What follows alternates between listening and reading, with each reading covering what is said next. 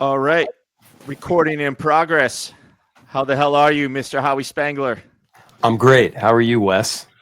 I'm doing well, man. It's the first time I've done a Meet the Collaborators in a while. I used to try to do these for almost every single, and that proved to be a little unsustainable. So on special occasions, I like to bring it back, and you're definitely one of those occasions. So Oh, thanks for hopping on. This isn't the first time we've done it, but appreciate you taking the time.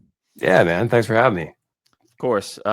How's your day going so far? What do you got going on? Oh, that's good, man. Just got back from my daughter's swim practice. Nice.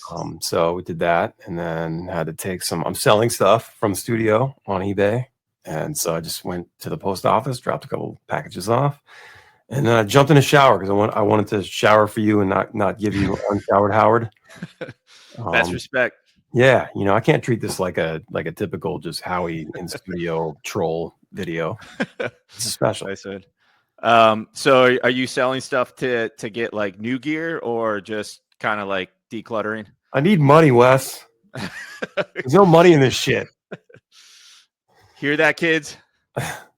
I was I was talking to Brandon Hardesty this morning, actually. And we were Nice. talking about like business stuff and everything. I was just like, dude, it's just so true. Just like these days when people are like, be in a band, what's it like? What should I do? And I'm like, don't start a band. Like, work for the band. You'll make so much more money if you work for the band. Is that like, because I kind of exist in my own lane. Like, is that like really the case a lot of the time where like the team around the band is doing better than the actual members? Oh yeah. It's like everybody works on commissions and stuff, so they're getting a piece of it. Whereas like the band is, in our situation, we're on salary, so it's just like doesn't matter how much work I do, it's the same. So The shit falls down the ladder. As yeah, it's like I'll ultimately that's a very cynical very cynical take on it, but no, ultimately I do.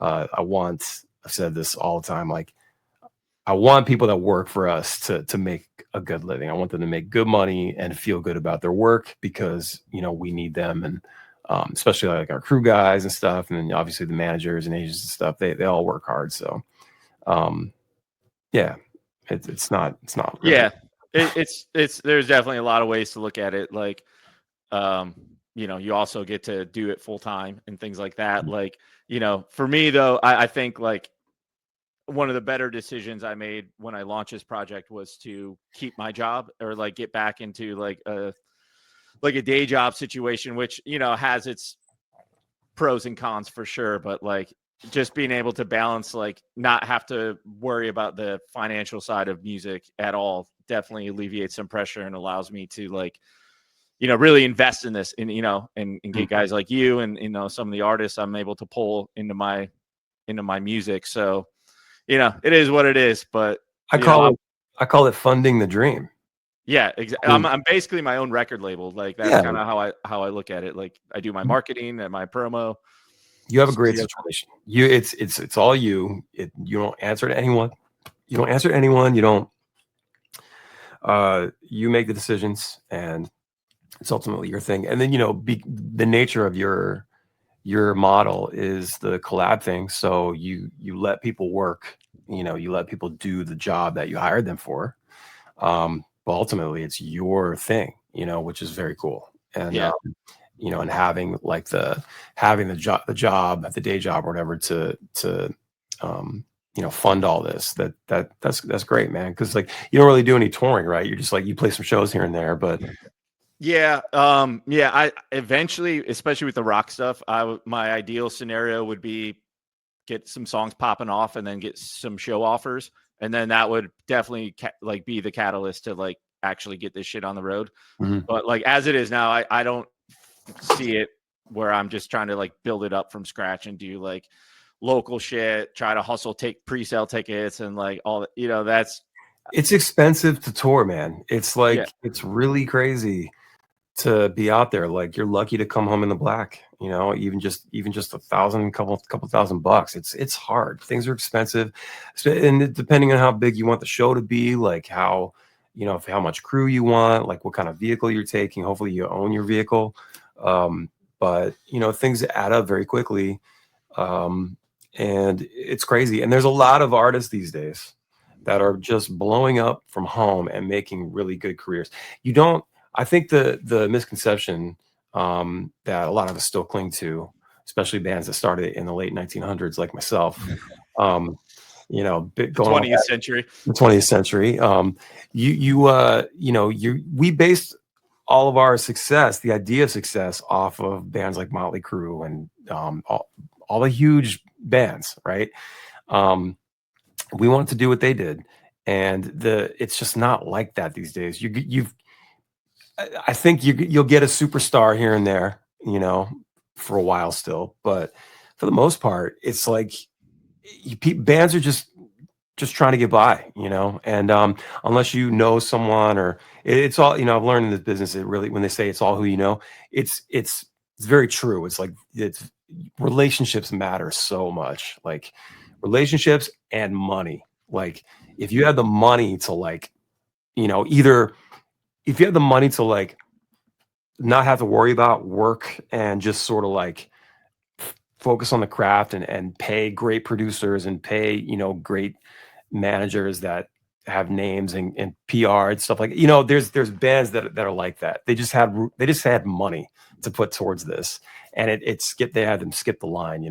Most bands don't have that.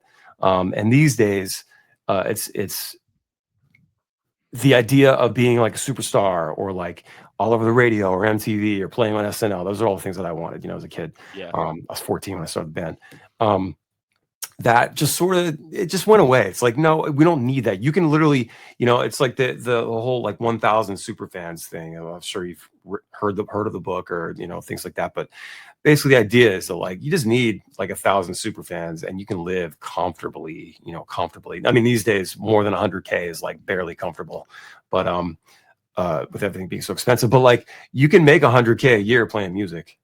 You can make more than that. It just depends on how good you are at obviously making the music and how good the songs are, but how you are with your audience.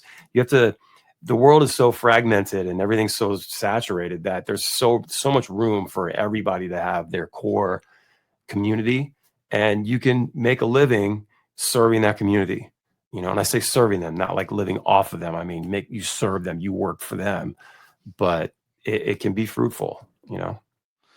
Yeah, it's wild. Because you guys just hit a 30-year anniversary. Yeah, for the band. Congratulations.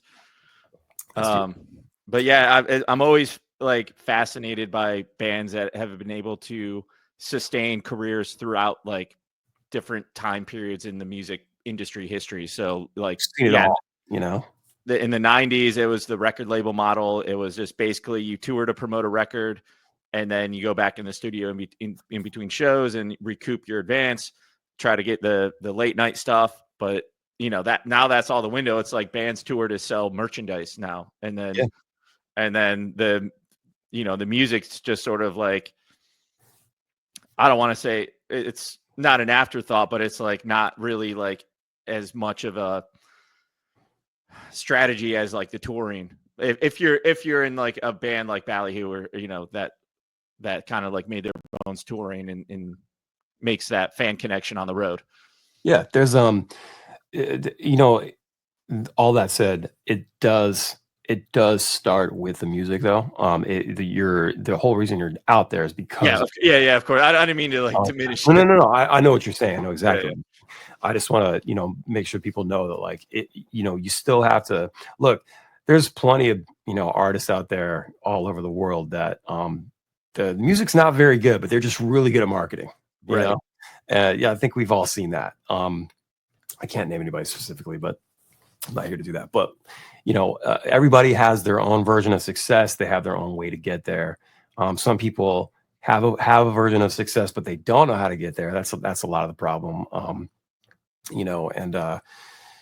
don't know, man. I just for us, we just kind of I stopped. I've said before, I stopped writing songs for the radio, years ago, because it has nothing to do with the impact of radio anymore. I just mean the whole approach of like trying to write a radio ready song that was sound like it came out on a major label. I mean, I still do that. Like I produce things that way, but like I don't worry about trying to get to the hook within the first 30 seconds anymore. I don't start with the hook, you know, on every single song. Like those things that are supposed to be like gimmicky and pull people in like right away. Like, oh, we got to this point where like in like the 2010s where it was like you got to get to that hook. You got to get there. Like you got to start with the hook. You got to like do all these. I stopped doing that. I was just like, no, the song tells a story. You need to let the music tell the story just as much as the lyrics tell the story. Like the music, you know, the lyrics are like they're supposed to hit you in whatever way, whether it's a party song to get you pumped up or it's like an emotional something that makes you feel, you know, whatever type of way. But the music itself, the instrumental part of it needs to feel good and it needs to let it do its thing, you know. Now there's, for depending on what's going on, I don't necessarily want to do a 5 or 6 minute song if it's sort of just like two parts that sort of drone on. You know, there needs to be a reason for it to be 5 or 6 minutes long, you know, or Green Day's 9 minute Jesus Suburbia. There's a reason that song is so long because it's fucking awesome. But like, and it's just constantly moving, you know. But you know, I stopped doing a lot of those little tropes that we used to try to do, you know, to try to get, oh, this is how we get noticed. It's like, no, dude, just be yourself and put your art forward and let the art speak for itself instead of being so gimmick. I hate fucking gimmicks, man. I hate the gimmicks. Yeah, I feel that, man. That's something I kind of like battle too because I just do pretty much single drops. So like I you know, I've released some singles that definitely would have been better like album cuts, like deep tracks. Sure. Yeah. Yeah, because there's one song, I'm not gonna say what it was, but like right before, like after I sent the masters out to everyone on the song, they're like, "Yo, this intro's too long, bro. Like we gotta cut it." I'm like, dude, it's mastered. Like it's already out. And I didn't disagree with that feedback because it was a long intro. It dragged on, but like that was what I was feeling. Like I thought that served the song the best, but like I probably didn't do myself any favors either because it's a single drop and you kind of have just that one shot to really hook people in that are hearing it for the first time. And if you don't hook them in, then you're going to lose them. So I may have it is what it is, but like, you know, it's that is the difference. That is the difference that I'll say is that when you're, you know, you're writing songs, you know, you're always learning, right? You're always learning what works, what doesn't. But yeah, when it comes to like, if you're just dropping singles, you want to take the best song that possible, the best representation of your sound of your band or whatever, and drop that. Like the idea of dropping like a filler track as a single, I don't like that. You know, me personally, I wouldn't do that. Now, who's to say? I mean, it's all subjective, right? When I drop a single, it's because I think it's a single, but other people might be like, "Yeah, this is all right. It's whatever." You know, it's just a throwaway. But ideally, you put your best foot forward. You try to drop the best shit possible every single time. Yeah. Now, if you do, I did have this idea that I've been experimenting with is that you know, you'll probably see it in the next few months, but like a song that feels like a filler track, I just drop it with the single. So it'll be like 2 songs, right? But the one is the highlighted track, and then you've got this extra song on there. That would be a filler track on an album, but to me, it's more about growing the catalog these days. Yeah, it's about just putting out good music, not just shit. You know, not something that you're not happy with, or you don't think the fans will like, but just something cool that maybe wasn't a single, but it's a cool song. You know, but drop it on there as like a little second track. You know. Yeah, man. Speaking of learning lessons along the way, like a massive fuck up I think I did for not the Sleepwalkers that's what we worked on, but like in a month afterwards, I'm dropping a reggae version of All My Love by Led Zeppelin. Nice. And I'm like, I didn't really like invest a whole lot into that because it started out, friend of mine got married in Tulum, Mexico a couple years ago, asked me to do that for her walking down the aisle.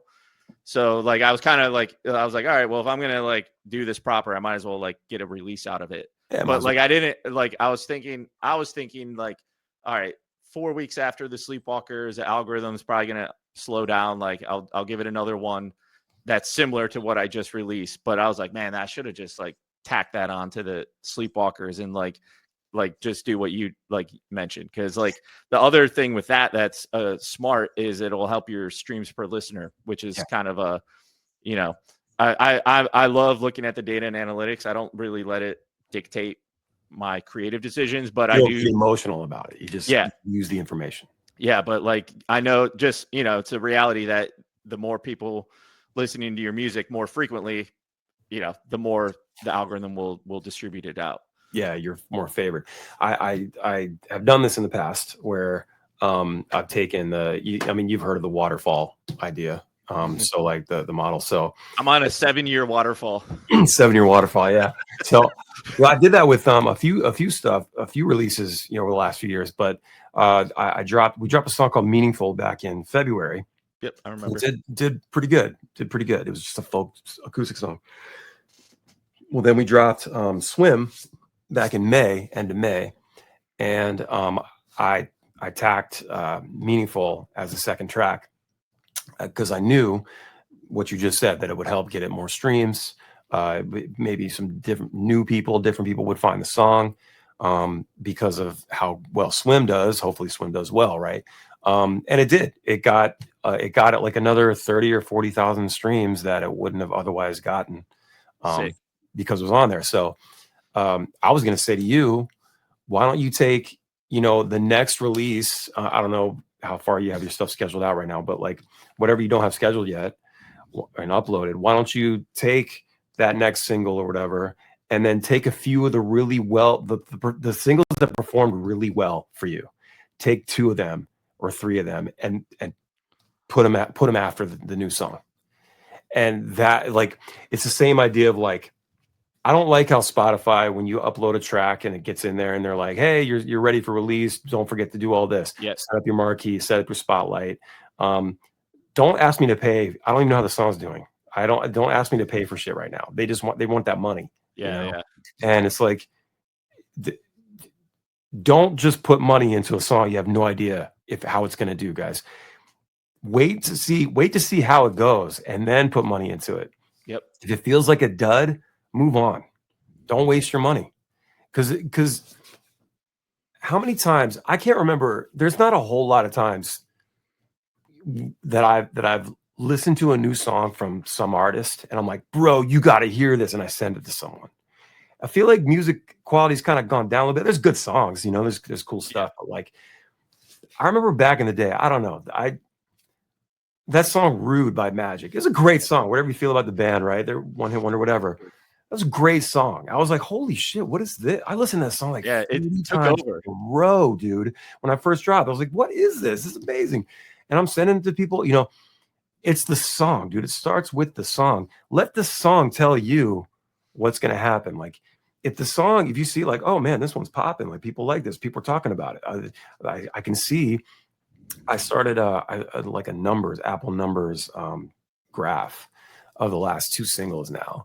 And I wanted to compare and see what was going on. And you can see plain as day that Swim just crushed Meaningful. And now after a week, it falls off a cliff because that just happens, right? But you can see that it just still holds its own over Meaningful. Same thing with, we re-released a song. When you re-release a song, they don't do as well in my experience. We re-released Love Letters. I did this really cool sad boy, really produced version of it. People loved it, like fans loved it, but it didn't perform well at all. Like I can't even remember. I think it barely broke 20,000 streams in the first week. We normally do 30 to 50,000 streams in the first week. And so I knew it didn't perform well. I didn't put money into it. I wasn't like, no, listen, you gotta listen to this. Like, trust me. If the song is not doing well, don't put money into it. You're just forcing it down people's throat, and you might get some streams out of it, but it's ultimately not going to return for you. Take money and put it into the next thing, you know, or make a bunch of content and see what happens, you know? So I hear 30 to 50 in week 1. So the Sleepwalkers, let's see what we can do with that. Let's hope. Yeah. I think it's a cool song. I think we did a really good job. Like, you know, you hit me up God, this was like It's 2 or 3 years ago. Yeah, this was years in the making. Yeah. Yeah. Finally, it's doing it. And we originally it started out as going to be something that I just sort of programmed a beat and sort of made like a dope, like cool reggae version. Yep. And then I was busy, you were busy. I it sort of went on the back burner for me, and I was trying to get our new album done, all these things, touring and everything. And then I think I was like, hey, I'm starting to mess with this again. He was like, actually, we're going to do this now. So you got, my brother to play drums on it. You got Ty to play bass on it. Yep. So I was able to just build my vocals on top of that, which was great. I think it turned out really good. Yeah. Thanks, man. Yeah, agreed. And like, that's just how it goes. Like, to give like a more under the hood look at like how, someone like me or other artists, like how long it can really take for songs to come to fruition. And like, I made a post recently about how I took like the year 2023 off to just sort of like get my shit together and like regroup. And like that song was part of it, where I just wanted to like get a lot of buns in the oven, get a lot of shit like beyond the demo stage, and then like let them sort of like take their course as they do, instead of feeling like the crunch and pressure of like, I don't have any songs to release, and it's like 3 months since my last one. So like I've been able to like sustain pretty consistent releases like every 6 to 8 weeks for the last since 2024, and I should keep that going through early next year. So that's like a 2-year sprint more or less. But yeah, the Sleepwalkers, that the band, it's technically a cover. So on Spotify, people will see it's a beach rock cover. But it's really more of like, unless you really know Level 42, which I doubt most people will, like I'm kind of just promoting it like a new song. Cause like, I didn't know the song now. I didn't know like when people hear it, maybe the chorus kind of has like an 80s vibe. Cause I use like the chorus effect on my guitars, but like beyond, and like the vocal harmonies, you could tell, those are, sound a little 80s to me, but are fucking amazing, and you crush them. Thank you. But yeah, that I was really happy with it turned out. And like, I do a lot of like hip hop stuff too. So like to kind of weave back to your point of doing like the waterfalls and then like album drops or whatever, or like EPs or whatever. Like that's what I did with my hip hop stuff. So like on my last release, I did with Red Gold Green, I bundled up what I thought was the best of my best hip hop tracks that I released over the last year or so. So it's technically an album release. It's a compilation album, since the majority of the songs were like previously released, but I promoted it as like the lead single and didn't really say it's an album drop. But like now that's on my Spotify. So like if people really dig the track with Red Gold Green or whatever, they can have like 9 other songs to digest like right there. Love that. So that's what I'm planning to do with my rock songs. So that I'm planning to do another like album drop, like I don't know if it'll be late this year, early next year. It kind of depends how a couple other songs are shaking out, but I'm going to do that. And then hopefully I'll probably do another like break. I don't know if I'll take a full year off, but like I want to get back to like a proper album drop where I do like 3 waterfalls and then like a bunch of new songs and like do it that way. Yeah, I think batching is like the way to go. YouTubers do this as well. So like that's how they stay so consistent, or at least look so consistent. Like you on YouTube, you like Monday, you film like 10 things. Yeah. You spend the rest of the week editing everything, and then you drop them once a week. And so you're scheduled out for 10 weeks or whatever, and then, or whatever, whatever the schedule is. And then that next week, that next Monday, you film 10 more things. So it's all, you always have stuff coming out. It's the same thing with recording. So yeah, you get in the studio, you write 5-10 good songs, and then you start releasing them, over time, all the while working on more stuff. And so you can keep the thing going and you don't feel stressed, but taking that break, which was what a lot of people don't want to do, because when you lose momentum, it's very hard to get it back. And so that's part of my problem, is like I don't ever want to take a break. I want to keep it moving, For sure. So I have this problem where I'm always overthinking things, get anxious about stuff, but I try not to get emotional about songwriting, but I know what I'm capable of, and I want to make sure that I'm delivering that. So I put a lot of pressure on myself. And I don't finish songs that because I'm overthinking. I like, and it holds me back. So like here we are. Like I feel like I want to drop a song every month. If I could drop a song every week, I would, dude. I would. I feel like there's no fuck the rules, fuck all this advice. Like, no, let the song breathe. No, bro, I'm putting out the next one. Like, people will find it.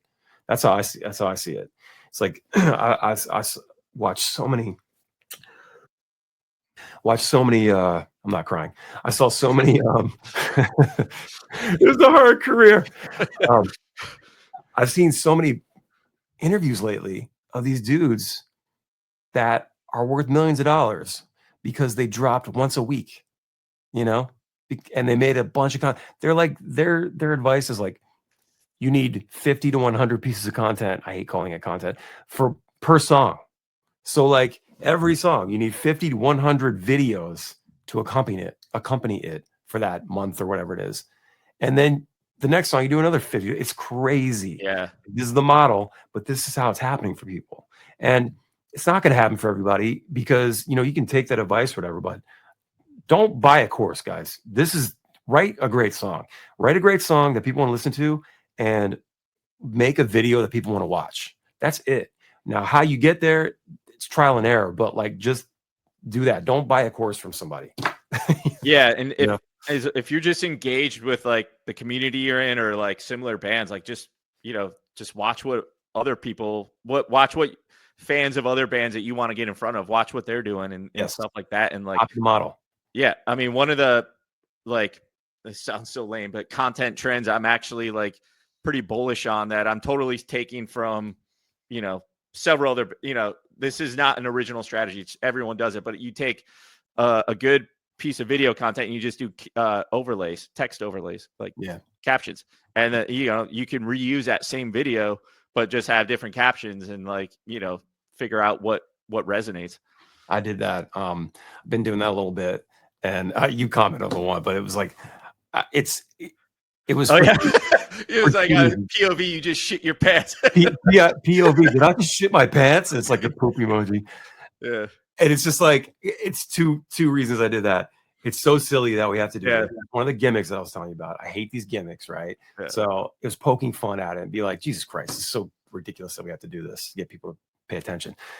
But also, yeah, what's going to happen? What happens if I put this up there and it sounds stupid and outlandish? You know, because it's always like POV. You just found the best band ever. POV. You found a band that replies to every comment. You know, everybody's doing. It's fine. I'm not knocking it. I'm just saying, the silliness of it, the silliness of the gimmick, and I wanted to make light of it, and that's my dark humor coming out. Yeah, I love that, but I do. Yeah, I'm definitely copping the trend of just doing like the caption overlays, but I do want to make sure that I'm not just doing copy pasting like, oh, respond to every comment. So like what I've been trying to lean into is my name being the same name as a movie director. So like, I saw that, yeah. So it's like I did like the weird like and then like gasp like shocked face emoji like weird. A guy named Wes Anderson is playing reggae metal punk with the singer of Kindred.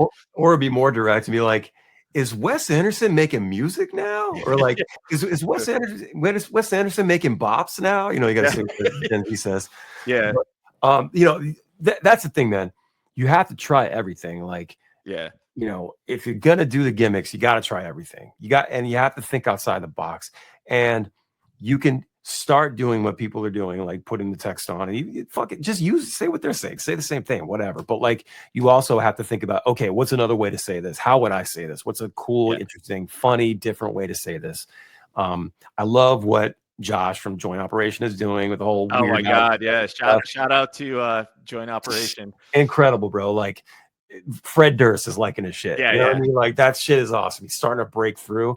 The Maroon 6, like that shit is hilarious to me. You know, like you know, weird. Billie Eilish said we stole this song from her. What do you think? Like, that's great. You know, that's all great stuff.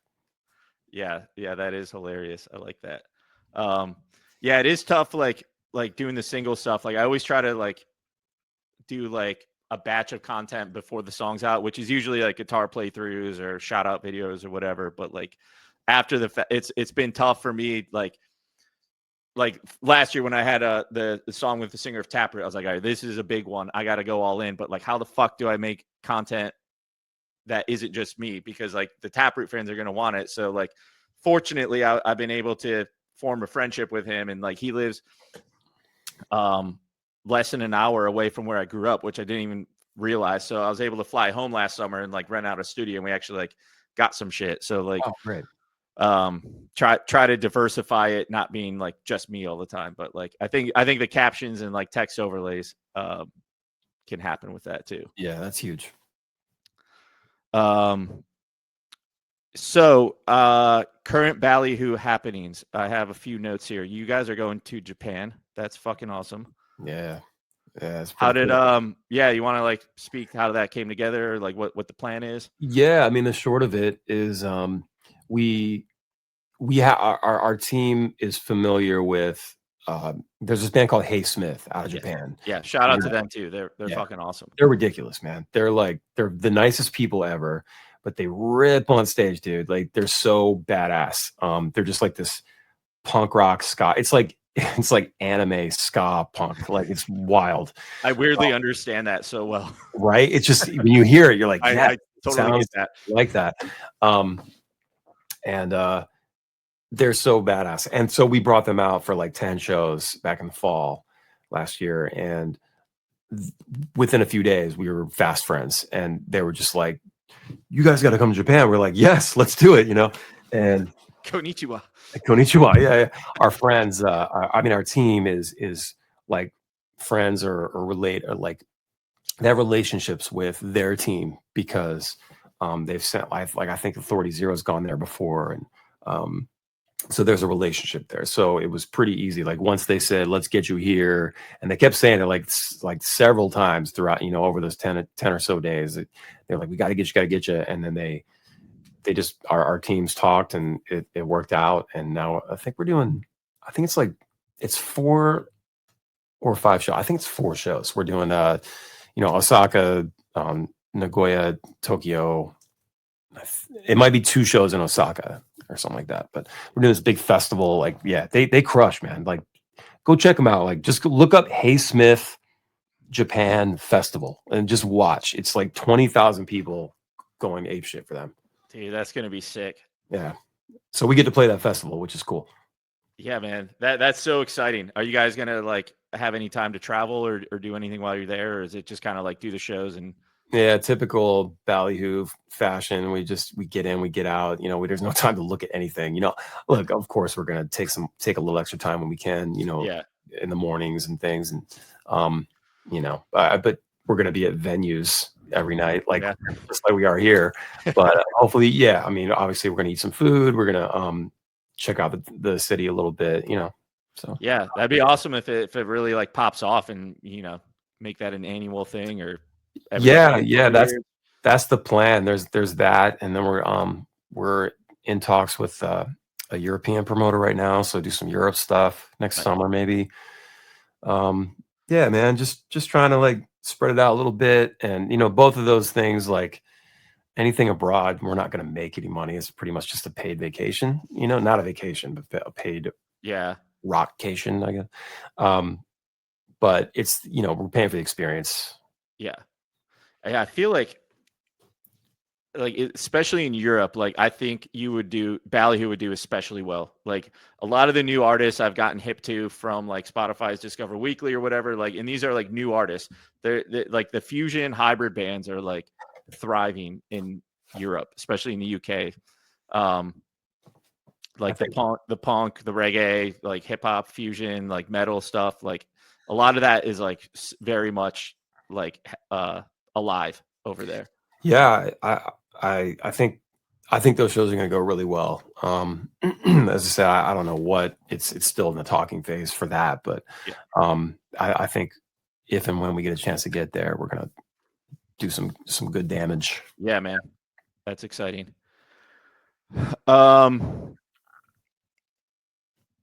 Okay, so the Sleepwalkers. By the time this video is out, it'll be out in the world. And you specifically, you do a lot of features. So I think people would be interested to hear like how you treat them, and kind of like any like best practices for artists like me who are reaching out to people, and then also for when you get asked to do a feature, like how do you make sure that like it's the customer's happy, and then like for me it's like I want to make sure that you're happy too, and like taken care of, and like one of the things, for just as an example, that I've definitely learned from you is file management. Not a sexy strategy, but so sexy, man. Like how I find it very sexy, dude.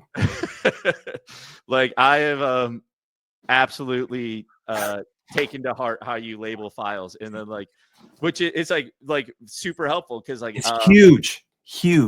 I don't want to guess what the BPM is, because people don't always tell you, so whenever I have an artist reach out and they're like, hey, would you do this song, and let me see, send me the track, let me see how it vibes. Okay, cool, I'll do it. What do you need from me? Okay, yeah, send me the blank, let me know where I'm supposed to come in, whatever. Title the track, the final name, dot, whatever BPM. You don't have to put 169 BPM, just say 169. I'll know exactly what it is. You know what I mean? Just like put it in there. That's it. And the way that I've worked for years is that it's everywhere. It's wherever the song lives, in whatever form, whether it's the project or the final mix, wave or whatever, it always has the BPM in the titles, even the folder itself. Everything has the shit, because I don't care where I go. I want to know exactly what this BPM is, Yeah, man. Yeah. So I've worked with platinum artists to friends and random people off the internet, and you are the GOAT of file management. I win. God, what a title. You are goated. What a title. Administrative GOAT. Howi file management Spangler, baby. I am the most white collar musician. Oh man. It's it's hilarious, but it's so incredibly useful. Yeah. And like just recently, for example, a local Baltimore rapper, you probably know him, Matthew Edward Butterfly. He's with Pasadena. He kind of like just hops on with like all the artists. Like he's done a lot of stuff with Joey Harcum, obviously Pasadena. But I had him on one of my hip hop songs that I released last year, and then he recently reached out to do a guitar solo on one of his songs. So I was like, fuck yeah. Dude, that's great. I finally get to be on the other side of it. And I was like, when I did it, I was really happy with what I did. I spent a lot of time like editing my tracks, making sure that the effects were on point, fit the vibe of the song. And then I was like exporting files. I was like, oh my God, here we go. So my thought is like, anyone who looks at this, whether it's a producer or an artist, knows exactly what they're getting. There's no guessing. Just put it in your session and maybe do some light mixing, and you're good to go. Yeah. It's organization is like one of the big things. Even CLA, huge, famous, very well paid mixing engineer. He's mixed every big rock band, will say that if you don't have organization, man, it's a nightmare. I get sent projects or files, and it looks like a fucking bus station. It's just like a bomb went off. Like, oh yeah, I'll get files that just say audio one. I'm like, what is this? Like, oh my God, I had a band send me, love them, but man, the first couple times we worked together, they sent me these tracks, and I guess they didn't know how to export properly. That I got 32 guitar tracks. And I was like, what is, and it was all like the same thing. I was like, what is going on? And I thought I had to mix like 32. I was like, I'm not mixing 32 guitar tracks, bro. This is insane. But it was just they something with the routing and the way Logic bounced it out was like, just the different, I don't know. But yeah, man, when you send an artist something, you want to make it as easy as possible for them to get the job done, so you can get it back and quickly, and there's no issues. So BPMs in the file names, folders, whatever. Send me tracks that have send me the tracks that have like an 8 count at the top, or at least I know that even if it doesn't have an audible click, 8 clicks or whatever, at least I know everything's going to line up when I drop things in. When I bounce things out and I send it back to the person that hired me, I send from the exact point that I don't change their file. Like I don't change I don't trim it. It goes in and I get it, I get it lined up to my grid. And then everything that I put in, it starts from the same point that they're started from. That way the tracks literally just, they can get them from Dropbox or fuck Google Drive. Dropbox is the way to go. Do not send me Google Drive files. Fuck off. Second that. Yep. And you can drag them in and they line right up. And there's no guessing. I've had so many problems in the past, and I try to be better about explaining up front, but like, I'll get tracks and it's just like things are random and there's a weird backup vocal at the very top. And then there's other shit over here and I got to figure out where they go. It's just better to be more, it just makes it more efficient when you're organized, name your tracks before you send them off. Absolutely. And like for me as someone who's like, always looking for artists to work with and collab with, like that is something I will consider if like I want to work with someone or not. Is like, is this going to be an easy process? Like from just the art itself to the business and administrative side of it. So, because time is precious and it's like, there's a lot of talented people out there. So like, it's going to help you get like future gigs too. If like someone asks an artist to hop on their track. Yeah. I mean, you can tell that right from the initial conversation too, when you're just talking about you can see like, okay, this is going to be kind of difficult, and then it's up to you to go, is it worth it?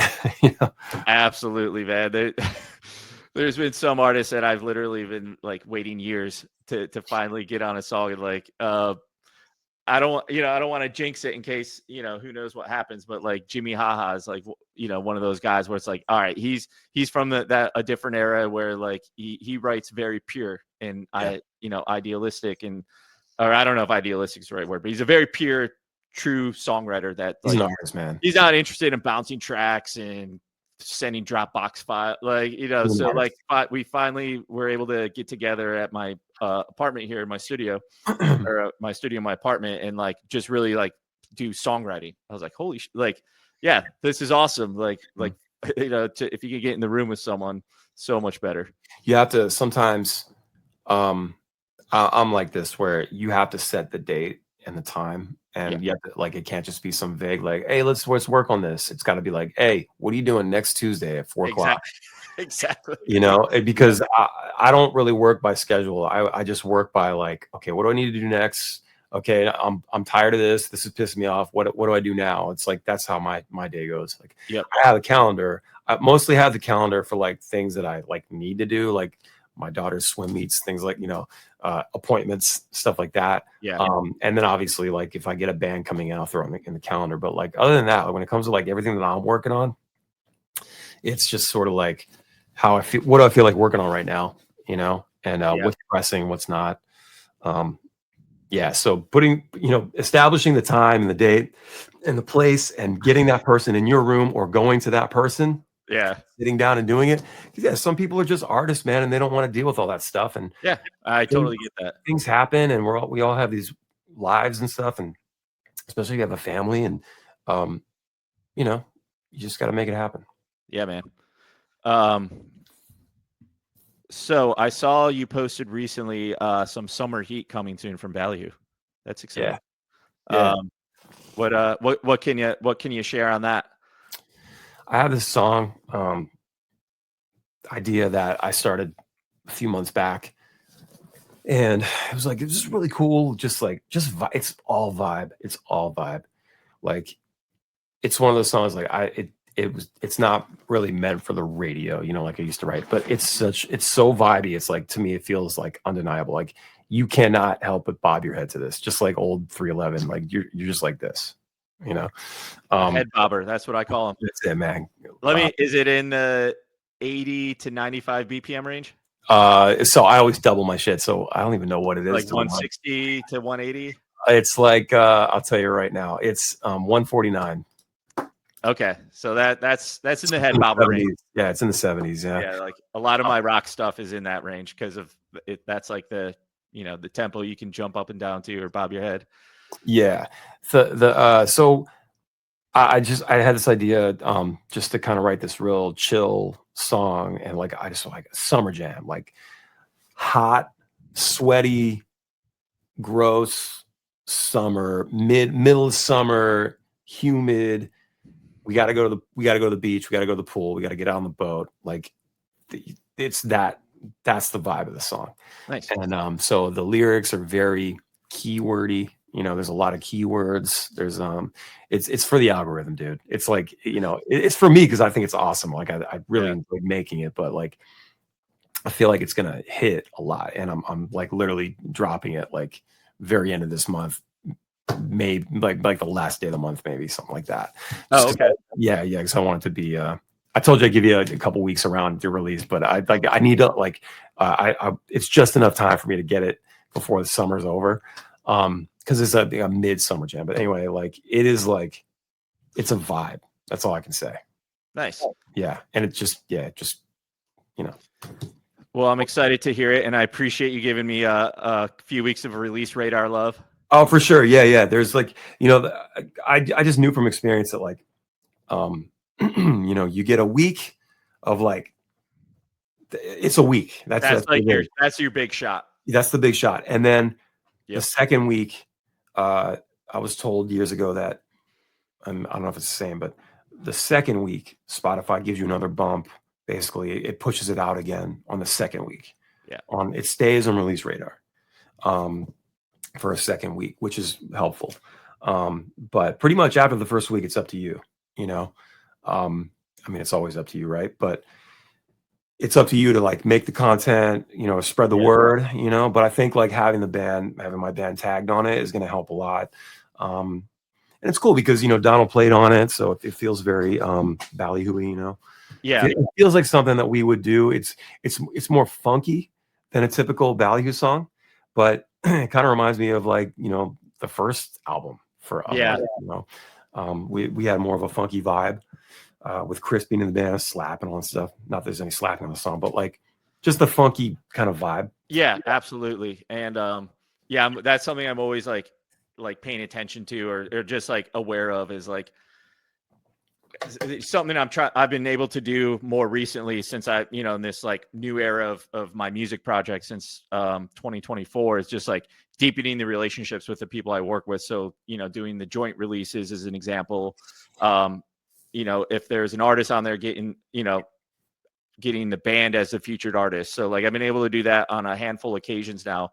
And it's been a game changer, but I don't make that ask if I don't feel it's appropriate. And you know, like if it's a Ballyhoo tag, I want to make sure that like it makes sense for you guys stylistically, and it's something your fans would enjoy. And plus you get, you know, hopefully a bump in, you know, streams and all that too.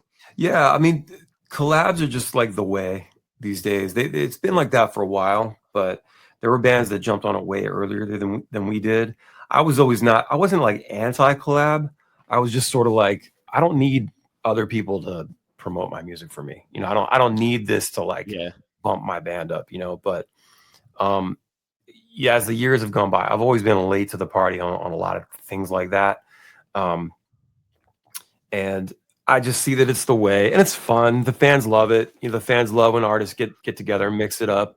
And it's fine, you know. And like, so that said, I'm a little picky, you know. I'm not just gonna let anybody tag the band for sure. You know, but like the song is cool, and obviously me and Donald both played on it, and so that made sense. And we've been friends for a long time, so you know, it just made sense. You're a Baltimore boy. It's like we're all Maryland dudes. It just feels nice to like, you know, to work on something together and you know, help each other out. And it's just fun for the fans. I think they're gonna enjoy it. Yeah, for sure. And like, you know, the Ballyhooligans fan group, shout out to them. Like, I feel like such a broken record because I've been releasing music so much more frequently in the last year and a half, and like Donald's on every one of my songs. So like, I want to like give him his flowers and be like, hey, you got, you know, because you know he's such a sick drummer. Like I want, you know, I'm not gonna share it to the fan group of the band he's in. Sure. But like I always want to be like respectful too, and like not like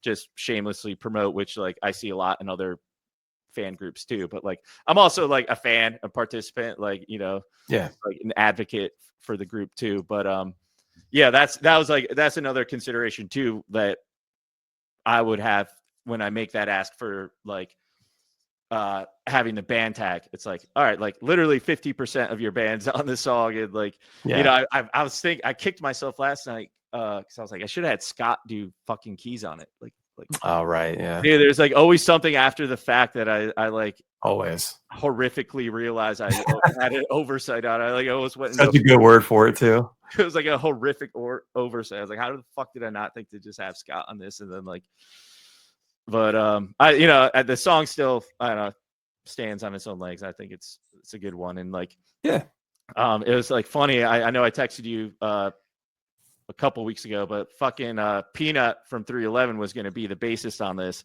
And he just took 11 months to respond to me, or 6 months.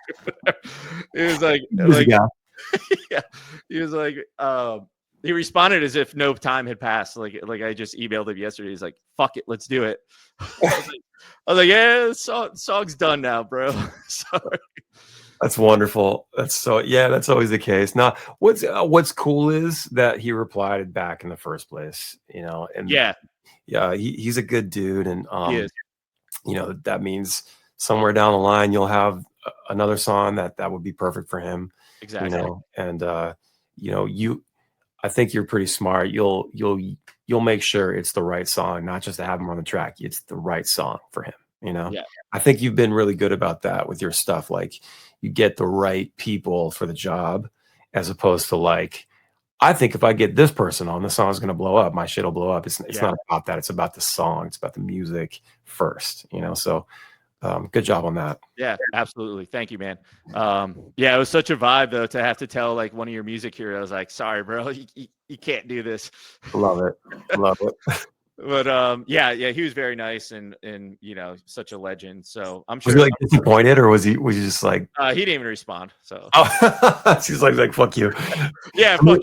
Yeah. So maybe he's not going to do another song with you.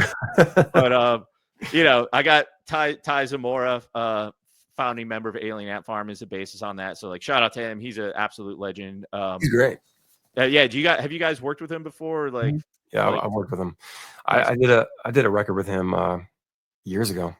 He played bass and did some vocals and stuff on oh cool it was a Silhouette Rising. It was this band. My friend, you know James, James. Yeah, I was gonna say that. Silhouette Rising, I know that name. Yeah, his old band. Yeah, they were trying to finish up their last record because their singer was in a horrible accident, and so we all got together and helped finish the record for him. And it was amazing. And so I don't want to go off the path. It was amazing because all the demos that he did, he was very passionate about singing and making music and stuff. So all his demos were like really good, like he was final mixes or final vocals and final guitars. So we were lucky to have that, and we sort of, whatever wasn't there, we were able to fill. I could fill in vocally, other people could fill in. It was really neat. We built this record. Anyway, Ty was a part of that. Nice. So we worked on that for a while together. That's awesome, man. Yeah, it's been like, Ty has been one of the bigger unlocks for, I've been doing this for almost a decade now. So I kind of have like a good circle of like certain players for certain types of songs. So like, your go-to guy. Yeah. So like for the funky bass stuff, like Ty's my guy for sure. And he's super quick, super efficient. Like, I don't have his phone number. It was just all through Instagram, DM, and emails. Just like, here's a song and like a few notes, and then gives it back. And he's like, thank you. It was like the most minimal back and forth ever. Like, I love it. That's a dream situation, where you're just not like, you're not annoying the fuck out of each other. You're just getting the job done. Exactly.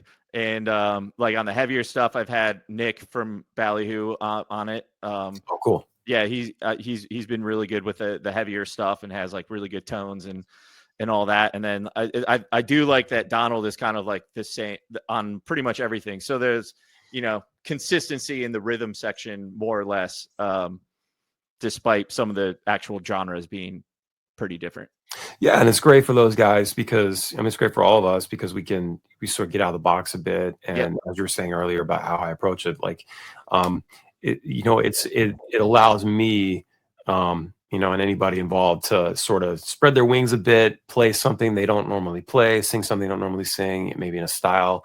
Like, one one of your first singles that I did with you, Moments in Yeah. Time. Like Oh, I went full Brandon Boyd. yeah, You know, man. it's like that was my Brandon Boyd impression, and I love his vocals. So that's part of my voice. That's Yeah. one of my vocal trainers. He doesn't know it, but so it's nice to do that from time to time when we get these feature offers. I'm like, oh, this is fun. I can do this and this. You know. Absolutely, man. Um, Speaking of Incubus, I'm seeing them at Red Rocks this Thursday playing Morning View, start to fucking finish. Oh, dude, like I'm so excited. But I did have a note. I wanted to ask like what your favorite Incubus album is. My favorite Incubus album, I think Make Yourself. Okay. Nice. Yeah, I know it's not sexy, but it's a great, to me, it's a great record. Morning View probably second. Obviously Science is rad. They're all great. But I just found Make Yourself. I just love the songs are just so, they're like radio songs, but they're also, I don't know, there's something about them.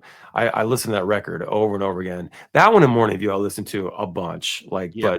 but Make Yourself, I just love that record, man. But what's it called? Crow Left of the Murder was really awesome too. So yeah, that's become my favorite. Crow Left of the Murder. I used to be like a snobby old school Incubus fan. Like, you know, Science was always my shit. And Yeah. like, you know, I love the, you know, funk metal. Dude, Science is awesome.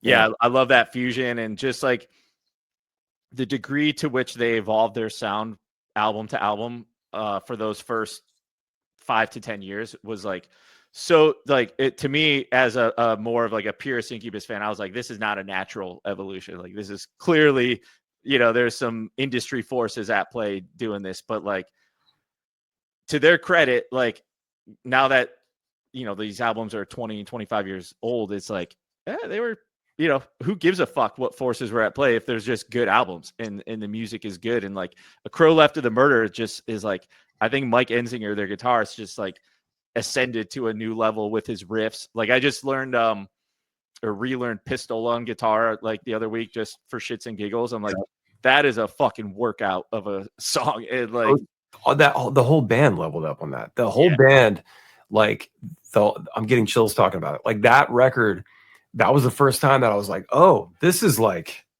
okay. Yeah, they ascended. Like he started using his vocals, his voice more like an instrument. Like he always did, but like the shit he did on that record was so different. The places he went, like just real, like just, you know, the range the range was increased and like, it got weird, but in a good way, you know, and the tonally, it was all different. Yep. Mike really changed, like the guitar tone started changing on Morning View, and then it just totally leaned into it in Murder. And man, there's some great songs on that record. Yeah, man. Such a good album. Yeah, Red Rocks, Morning View, like that's gonna be I love Morning View, man. That's a very special record for me. Yeah, same, man. Well, cool, dude. Can start wrapping up here. So thank you again so much for taking the time, man. Thank you for allowing me to do this joint release with Ballyhoo. You know, should be, you know, my biggest drop to date, I'm hoping, since it's a joint release. But I hope it generates many fractions of a penny for you. many fractions. The song turned out great. You know, it's derived from an deep 80s cut from the band Level 42. So I want to shout out Level 42. I'm going to send it to their singer, Mark King, who's like one of my favorite artists. Oh, cool. See if they, you know, dig it. I hope he likes what I did. Yeah, I don't think they're active, but like, you know, if I were them, I would appreciate it if someone just randomly dug up a 40-year-old song. It's so obscure, you know? Yeah. Like I wouldn't have thought, like I had no idea they were, but like I was like, oh, this song's cool, you know? And then like once I dug into it, I was able to really do speaking of doing different things vocally, I was like, this is cool. Like the way the background vocals, like especially like the oohs and ahs, like, man, that was changing keys and stuff. Yeah, the harmony. So weird for me. I don't do that very often. And like going from a verse in one key to a chorus in another key and having to my brain like do that properly. It was very, very weird at first, but like once I did, I was like, man, this sounds awesome. Like there's things that I learned making that song, which is another thing. Like when you do these features, you learn a lot of things. I learned like interesting things of what I can do vocally, and Yeah, like that's awesome, man. things I can do later in my own songs, Yeah, do some I hope he likes it. Shit. do some modulation, some key changes in Ballyhoo songs. Let's get weird. We'll get super weird, man. Yeah, man. So the song is called The Sleepwalkers. It's Wes Anderson and Ballyhoo collab. Turned out great. It's a good summer jam. There's some reggae vibes, some guitar riffs, like a soulful 80s chorus. So it's a really cool project for me to do, and I can't thank you enough, man. Thanks for having me, man. I always appreciate when you ask me to do this kind of shit. So hell yeah, brother. All right. Check you later. Check out Ballyhoo. Got some new heat coming. Wes Anderson, Ballyhoo. Peace.